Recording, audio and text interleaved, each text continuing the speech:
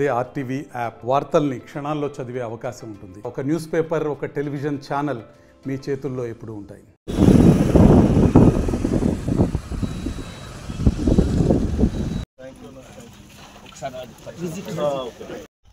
జగన్మోహన్ గారు ఉదయాన్నే 9:30 హెలికాప్టర్ 10 గంటల టైంలో విజిట్ చేస్తారు. దీనికి ముఖ్యంగా రైతులందరూ వేలాది మందిగా వచ్చేసి ఈ ప్రోగ్రాం జయప్రదం చేయవలసిన కోర్చు. మొదటి నుంచి కూడా చెప్పేది ఒకటే, రాజశేఖర్ గారు ఉన్నప్పుడైనా జగన్మోహన్ గారైనా ఎప్పుడైనా రైతుల కోసం పోరాడేది మేమే. వైఎస్ఆర్ కాంగ్రెస్ పార్టీ ప్రభుత్వం రైతులు న్యాయం చేసేది కూడా మేమే, చేయబోదు కూడా మేమే. దయచేసి రైతులు చాలామంది ఆత్మహత్యలు చేసుకుంటూ చాలామందికి ఇబ్బందులు పడుతున్నారు. నిన్న ఒక ఆత్మహత్య కూడా చూసాము. ఈ ఆత్మహత్యలు ఆపండి. రైతుల కోసం జగన్మోహన్ గారు అందుబాటులో ఉంటాడు, అండగా ఉంటాడు. మీకోసం ఎప్పుడు పోరాడతామని చెప్పేసి తెలియజేస్తున్నాం. మా ప్రీతం నాయక్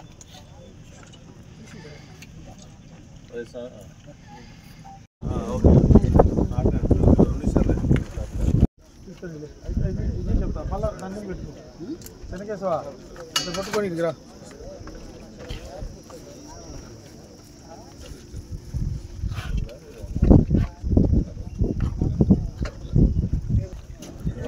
ఇవాళ కథను కూడా చిన్న సెంటర్లోకి ఢిల్లీలో సెంటర్లోకి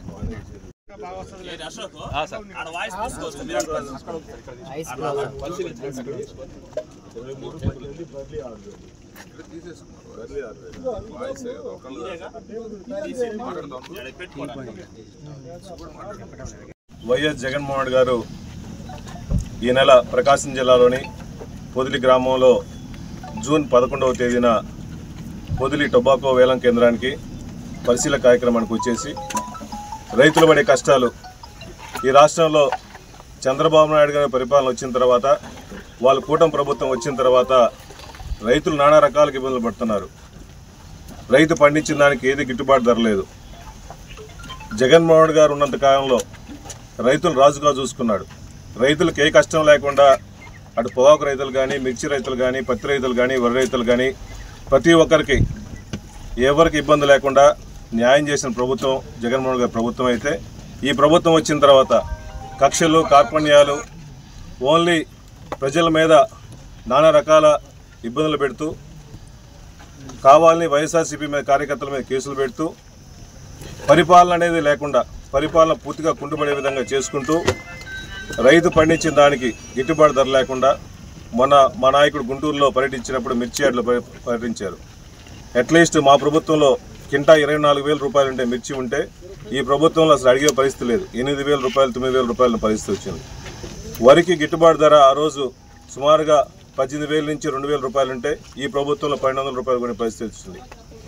ఏదైనా మంచి చేయాలన్న ప్రభుత్వం జగన్మోహన్ గారి ప్రభుత్వం. కానీ ఈ ప్రభుత్వం వచ్చిన తర్వాత ఇంతమంది రైతులు, ముఖ్యంగా పొగాకు రైతులు నానా రకాలుగా ఇబ్బందులు పడుతూ, ఒక్కొక్క రైతు పండించే దానికి గిట్టుబాటు లేకుండా ఒక ఎకరానికి సుమారుగా 50,000 నుంచి 60,000 రూపాయలు నష్టం వస్తుంది. ఇన్ని రోజుల నుంచి సుమారుగా 2 నెలల నుంచి వేలం కేంద్రాలు నడుస్తున్నప్పటికీ టీడీపీ వాళ్ళు కానీ, వాళ్ళ కూటమి కానీ ఒక్కరికి కూడా చీమ గుట్టినట్టు కూడా లేకుండా ఒక దున్నపోత మీద వర్షం పడుతున్న పరిస్థితి వచ్చింది. నిమ్మక నీరెత్తిన పరిస్థితి వచ్చింది వీళ్ళందరికీ. అయ్యా చంద్రబాబు నాయుడు గారు, ఈ రాష్ట్రం బాగుపడాలంటే రైతులందరూ బాగుంటే తప్ప రాష్ట్రం బాగుపడదు. వాళ్ళు బాగుంటే సస్యశ్యామలంగా ఉంటుంది రాష్ట్రం మొత్తం. కానీ నువ్వు మీటింగ్లు పెడుతున్నావు, రివ్యూలు పెడుతున్నావు.